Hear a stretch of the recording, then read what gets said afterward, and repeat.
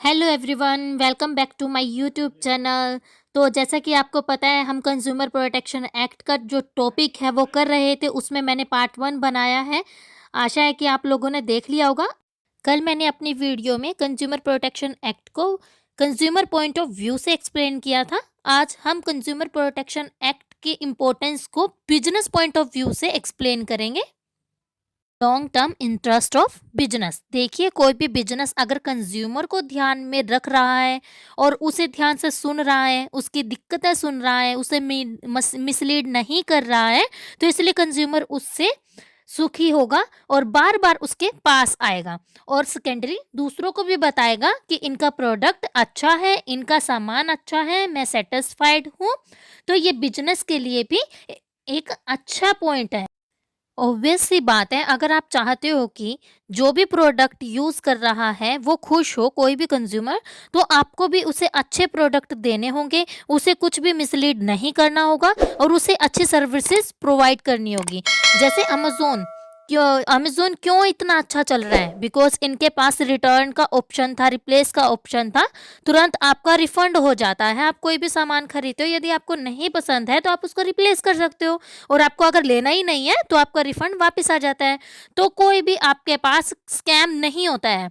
तो consumer protection act था basically, ये बिजनेस के लिए इस फॉर्म में अच्छा था कि अगर कस्टमर सेटिस्फाइड है तो दैट मीन्स वो दूसरों को भी बताएगा और इनकी सर्विसेज के बारे में आगे जाकर डिस्कस करेगा। की वजह से बिजनेस को और भी ज़्यादा फायदा होता है। Next is social responsibility. देखिए, एज अ बिजनेस आपकी सोशल रिस्पॉन्सिबिलिटी भी होती है, आपकी कस्टमर रिस्पॉन्सिबिलिटी होती है, गवर्नमेंट और सोसाइटी को लेकर भी रिस्पॉन्सिबिलिटी होती है कि आप कुछ भी एथेंटिकल प्रैक्टिसेस नहीं कर रहे हो, ना ही कोई फ्रॉड कर रहे हो और कुछ गलत नहीं कर रहे हो। तो अगर आप अपनी सोशल रिस्पॉन्सिबिलिटी निभाओगे तो कंज्यूमर प्रोटेक्शन एक्ट ने कहा है कि आपको अपनी सारी social responsibility as a business निभानी होगी। तो अगर आपने सारी रिस्पॉन्सिबिलिटीज को ध्यान में रखकर बिजनेस किया है तो आपको बिजनेस फ्लोरिश करेगा और and then eventually bring more profit. So business have responsibility toward the consumer, government bodies and society, and they should work in a way which should be beneficial to them, and the business as in return it will flourish their business। and next भी यही है, increase profit। Increase profit भी इसी तरह ही same ही है। तो अगर कोई भी बिजनेस कर रहा है कंज्यूमर को ध्यान में रखकर, तो ऑब्वियसली सब कुछ अच्छे से कर रहा है, कोई फ्रॉड नहीं कर रहा है, तो कंज्यूमर सेटिस्फाइड रहेगा। और सेटिस्फाइड कंज्यूमर जो है वो रिटर्निंग कंज्यूमर भी होता है। Moreover they also help in bringing in more consumer through the word of mouth. अगर आप कंज्यूमर को सेटिस्फाइड करते हो तो वो 4 लोगों को बताता है और खुद भी बार-बार आता है और सभी को कहता है कि यहाँ से सामान बड़ा अच्छा मिलता है, यहाँ से प्रोडक्ट अच्छा है, आप भी यहीं से खरीदें। तो जब आपकी ऐसी क संख्या बढ़नी शुरू हो जाती है कंज्यूमर्स की, तो आपका ऑब्वियसली बात है कि आपके जो बिज़नेस है उसमें प्रॉफ़िट होने लगता है आपका। नेक्स्ट पॉइंट है मोरल जस्टिस।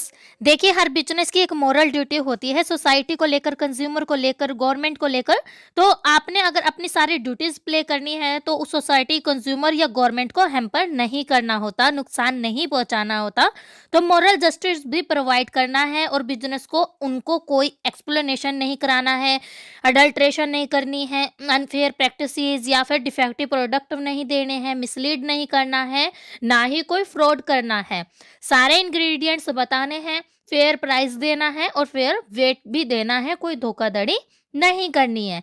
एक बिजनेस को मोरल रिस्पॉन्सिबिलिटी यही होती है कि वो मोरल जस्टिस में भी हेल्प करेगा और साथ ही बिजनेस अगर ये सब कर रहा है तो प्रॉफिट इंक्रीज होगा ही होगा। और अगर आप अच्छा काम करोगे तो इन रिटर्न भी आपको अच्छा ही मिलेगा। अब नेक्स्ट इम्पोर्टेंस जो है वो है बिजनेस के लिए बहुत ज़्यादा इम्पोर्टेंट है, गवर्नमेंट इंटरवेंशन। तो देखिए, अगर आप कोई भी ऐसा काम करोगे जिसमें बाद में गवर्नमेंट उसमें इंटरवेन करे तो बाद में आपको बहुत ज़्यादा दिक्कत होगी, बहुत ज़्यादा कोर्ट कचहरी के चक्कर लगेंगे, बहुत ज़्यादा आपका पैसा और रिसोर्सेज लगेंगे, बहुत ज़्यादा हेक्टिक टास्क होगा। तो अगर आप चाहते हो कोई भी गवर्नमेंट का इंटरवेंशन ना हो, सब स्मूथली चले, तो फालतू का खर्चा जो है, भाग-दौड़ी जो करनी पड़ रही है वो ना करनी पड़े, तो आपको कंज्यूमर प्रोटेक्शन एक्ट के अकॉर्डिंग चलना होगा। कंज्यूमर को इम्पोर्टेंस देनी होगी, उसके साथ कुछ भी गलत नहीं करना होगा, तो बिज़नेस को भी अननेसेसरी खर्चे से भी बचाया जा सकता है। और अगर गवर्नमेंट इंटरवेंशन हो गया तो आपको बहुत खर्चा होगा, बहुत ज़्यादा टाइम वेस्टिंग होगी और जो रिसोर्सेज हैं उनकी भी बहुत ज़्यादा वेस्टेज हो जाती है, बहुत दिक्कत वाली टास्क होती है ये। तो ये गवर्नमेंट इंटरवेंशन से भी हमें बचाता है। Next is right of consumer and first is right to safety. Consumer का राइट है कि उसे जो भी सामान दिया जाए वो उसके लिए सेफ हो, कोई ऐसा सामान ना दिया जाए जो कंज्यूमर के लिए हार्मफुल साबित हो। जैसे कि कोई भी कॉस्मेटिक प्रोडक्ट यदि आपने लिया है, उससे आपकी स्किन खराब हो जाए या ज़्यादा नुकसान हो जाए, तो ये चीज़ जो है कस्टमर को नहीं देनी चाहिए। कंज्यूमर का ये राइट है कि उसे जो भी प्रोडक्ट मिले वो उसकी हेल्थ के लिए सेफ हो, चाहे वो यूज़ करने का हो, चाहे वो खाने को हो। फॉर एग्जाम्पल जैसे बीच में मैगी बैन कर दी गई थी क्योंकि उसमें लेड बहुत ज़्यादा था। तो बेसिकली कोई भी ऐसा प्रोडक्ट जो कंज्यूमर को नहीं देना चाहिए जिससे उसकी सेफ्टी में हैम्पर हो। कोई भी ऐसी चीज़ ना हो जो उसे नुकसान पहुंचाए, जिससे उसकी हेल्थ इश्यूज क्रिएट हो या फिर स्किन इश्यूज आने लगे। सभी सामान उसको जो दिया जाए वो उसके लिए सेफ हो। एंड नेक्स्ट आता है right to choose. To choose का मतलब है कि यदि कंज्यूमर कोई भी प्रोडक्ट लेने जा रहा है, कोई भी प्रोडक्ट खरीद रहा है, तो उसको फोर्स्ड ना किया जाए। उसकी खुद की पसंद, उसकी खुद की सिलेक्शन होनी चाहिए, उसके ऊपर किसी भी तरह का दबाव नहीं होना चाहिए और साथ ही कंज्यूमर के पास बहुत सारे ऑप्शन भी होने चाहिए। ऐसा ना हो कि एक ही चीज़ दिखाई जाए और बोला जाए कि आपको यही खरीदनी होगी, ऐसा नहीं होना चाहिए। बहुत सी वैरायटीज़ कंज्यूमर के पास होनी चाहिए, आर्टिकल्स होने चाहिए, जिसमें से वो जो है अपनी पसंद की, अपनी यूजेबल चीज़ को अपने तरीके से चूज़ कर सके, किसी के प्रेशर में आकर उसे वो चीज़ ना लेनी पड़े। इसलिए कंज्यूमर के पास राइट टू चूज़ की भी जो एक राइट होता है, वो should be convinced of the product he is about to choose and should make a decision by himself. And this also means consumer should have a variety of article to choose from. उसके पास खुद का एक decision होता है, खुद का हक होता है कोई भी प्रोडक्ट सिलेक्ट करने का। नेक्स्ट है right to information. They should be informed about the product.